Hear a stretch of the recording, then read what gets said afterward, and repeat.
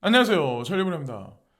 주식시장은 되게 잘 가고 있거든요. 강달러임에도 불구하고 되게 잘 가고 있고, 원유도 올라가고 있고, 원유가 무슨 사건이 발생해서 올라가고 있어요. 그래서 어쨌건 인플레이션을 전체적으로 뭐 금융시장에서 도모하는 어떤 그런 게 지금 일어나고 있거든요. 지금 10년물 국채 금리도 지속적으로 지금 올라가고 있는 현재 와중, 비정상적인 금융 환경이 지속적으로 지금 계속해서 이제 조성이 되고 있는 현재 와중인데, 제가 이제 좀 이따가 이제 로드맵, FOMC 로드맵하고 같이 믹스해서 말씀을 한번 드려보려고 합니다. 일단은 크립토 시장 같은 경우는 올라갈까 하다가 지금 조정장대로 들어가서 여러분들이 아마 급락하진 않을까 걱정들을 되게 많이 하실 건데, 이번 주 한 주 내는 아마도 미온적인 풀립 장세, 이도저도 아닌 상황들 있잖아요. 그래서 단타를 진짜 잘 하시는 분들은 아마 먹을 게 있을 거고, 그냥 홀딩하고 계신 분들 같은 경우는 뭐 저는 개인적으로 지속적으로 홀딩하는 게 낫다라고 생각합니다. 일정 구간까지는. 자, 그래서 포브스지에서 벌써 지난주 금요일 날, 그러니까 토요일 날 넘어가기 전에 아마 이 뉴스가 나왔을 텐데, 바이든 정부의 뭐 상원에서 하원으로 넘어갔던 어떤 그런 것들이 하원에서 이제 처리되는 게 내일이죠. 근데 이미 포브스지에서는 벌써 이런 얘기가 나오네요. 오늘 오전에 포브스에서 나온 거거든. 5시간 전에.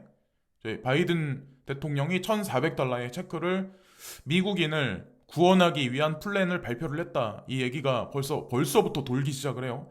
그래서 이게 결론이 어떻게 날지 모르겠지만 조금 미심적인 부분이 없잖아 전 있다라고 생각하거든요. 주식시장 같은 경우는 뭐 그러니까 우리 비트코인 시장 같은 경우는 뭐 지금 이도저도 않는 상황이긴 하지만, 자, 중앙일보에 인플레이션을 도모한다는 어떤 그런 느낌을 받는 하나의 사건 이슈가 터졌어요.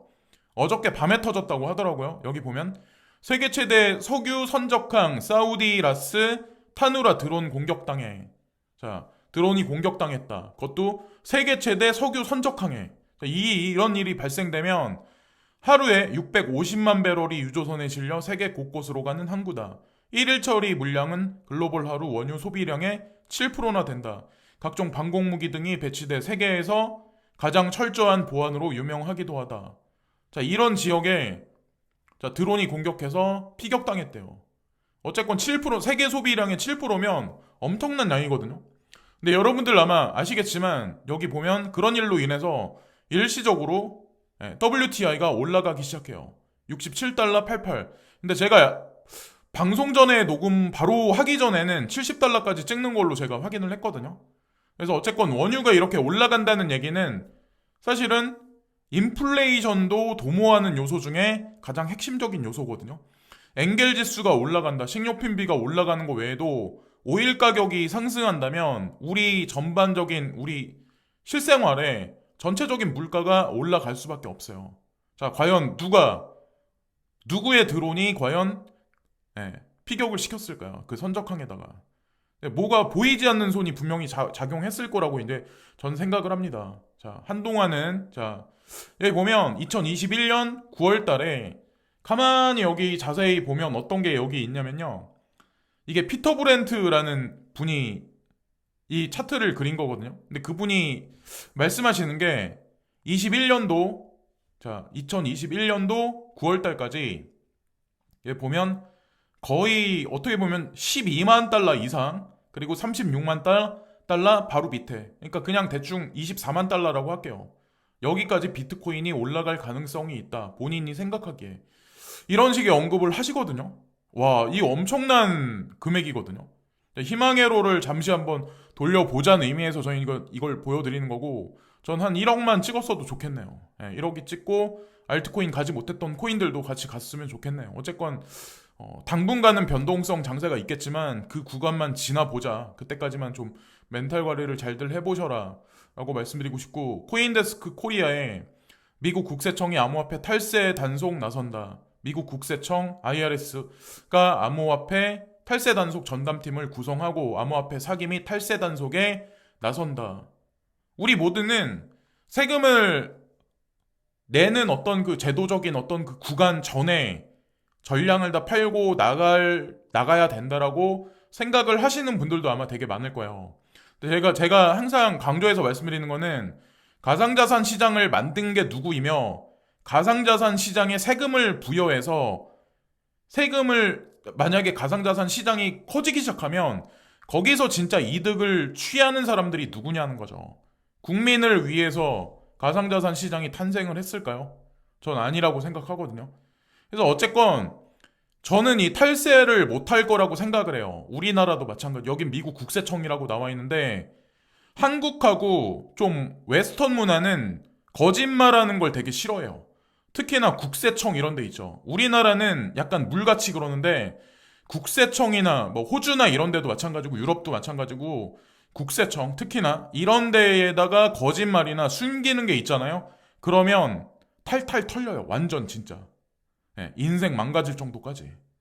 근데 얘네도 아마 그에 그러니까 미국 국세청에서 이렇게 칼을 빼들었다는 얘기는 되게 타이트하게 하겠다는 얘기라고 저희 이제 선포한다고 생각을 하거든요. 이게 아마 잠정적으로 단기적으로 아마 시장에 냉각기를 작용한 게 아닐까라고 전 생각해요. 우리나라도 마찬가지로 아이콘 루프, 예, 아이콘에 관해서 예, 뭐 탈세에 관해서 뭐 조사한다 이런 얘기가 뭐 뉴스에 잠깐 돌았더라고요. 그러니까 동시에 어떻게 또 이런 뉴스가 나올까요? 그것도 신기하죠. 예? 어쨌건 이거에 관해서 한 가지 말씀드리고 코인데스크에서 EIP 1559가 7월에 도입될 거다. 그래서 채굴자와 합의가 됐다. 개발자 간에 합의가 됐다라는 뉴스가 나왔어요. 그래서 단기적으로 이더리움이 막 올라갈 듯 하다가 못 올라가고 있는 현재 상황이긴 하지만 어쨌건 얼마 전에 창펑자오가 이더리움 가지고 있으면 거지가 될 거다. 라고 되게 어떻게 보면 극단적인 얘기를 했죠. BSN 본인이 지금 추구하고 있는 바이낸스 네트워크 때문에 그런지 모르겠지만 어쨌건 이더리움을 뭐 경쟁 상대로 본인은 생각하는지 모르겠지만 저는 이제 그렇게 생각 안 하거든요. 그런 사람들이 그런 인플루언스가 갑자기 뚱딴지 같은 말을 할 땐 거기에 절대로 속아 넘어가면 안 된다는 거죠. 지금 잘 못 가고 있는 이더리움이긴 하지만 어느 순간이 되면 저는 폭발할 거라고 생각합니다. 시총 상위에 있는 여러 가지 코인들이 전부 다. 예. 그래서 어쨌건 합의가 됐다. 이거는 되게 긍정적인 뉴스이고 5,100만 달러 USDT가 바이낸스로 흘러들어갔다. 민트돼서 바이낸스로 흘러들어갔다. 이것도 사실 긍정적인 뉴스예요. 그래서 폭락장보다는 좀 약간 풀립 장세, 예, 두더지 잡기 장세, 약간 게릴라 상승장 이런 게 지속적으로 되지 않을까라고 저는 생각을 하고 제로 X에 관해서 제가 어저께 영상에서 한번 말씀을 드렸었는데 1,500원에서 1,600원 가지신 분들은 조금 위에 한번 걸어놔 보셔라. 근데 여기 3,000원에 걸어놓으신 분들은 아마 털리지가 않았을 거예요. 근데 정확히 어디까지 올라갔었냐면 윗꼬리를 말고 그냥 다시 자기 자리로 돌아갔잖아요. 1,895원까지 상승했었어요. 그러니까 한 10% 정도는 급작스럽게 이득을 취하신 분들이 있었겠죠. 그죠? 그래서 어쨌건 제로엑스에 관해서 한 가지 말씀드리고 1,500원에서 1,600원에 매집하신 분들은 이번에 못 터셨으면 다음 기회를 한번 노려보시면 전 될 거라고 생각합니다. 이 코인이 뭐 문제가 있는 코인은 분명히 아니거든요. 자, 그리고 미국 10년 채권 수익률. 자, 금융시장이 아직도 요동을 치고 있는 현재 와중인데 아이러니하다는 거죠. 이게 1.6을 돌파해버리면 1.6까지 아마 넘었었을 거예요. 순간적으로. 근데 1.575로 다시 떨어졌는데 이게 지속적으로 올라가면 주식시장이 올라갈 수가 없거든요.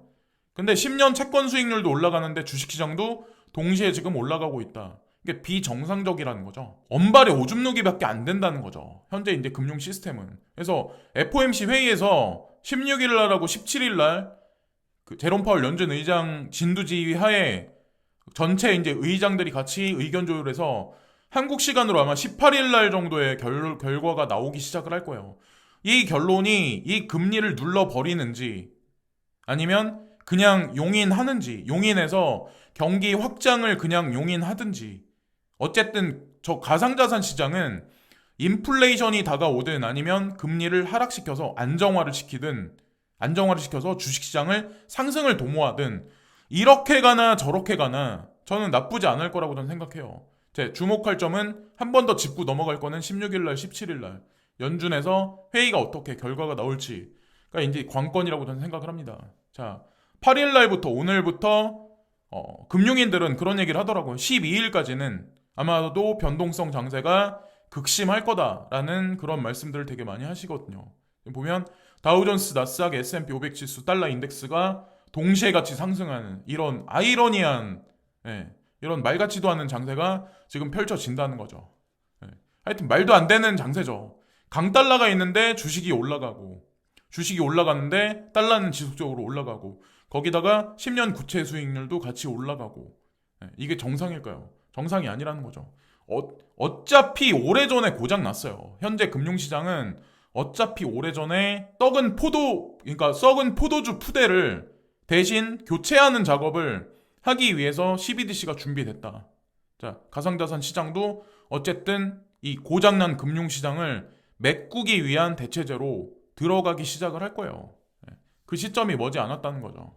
끝까지 힘을 내시고 이런 지루한 장세 속에 짜증난다 이렇게만 보지 마시고, 되게 아이러니한 건 제가 한 가지 말씀드리고 싶은 게 뭐냐면, 사람들은 되게 답답해하고 안 간다고 짜증내야 하는데, 되게 웃긴 건 비트코인은 하락장이라고 생각하는 와중에 5,700만 원, 8천 근데 하락장이다. 우리가 느끼는 거는 지금 장세가 되게 안 좋아. 그렇게 느껴. 근데 비트코인은 왜 이렇게 비쌀까요? 자, 지금까지 찰리 브라운이었고요. 이것으로 영상을 마치겠습니다. 구독과 좋아요 마지막으로 부탁드리면서 이번 영상도 마치겠습니다. 감사합니다.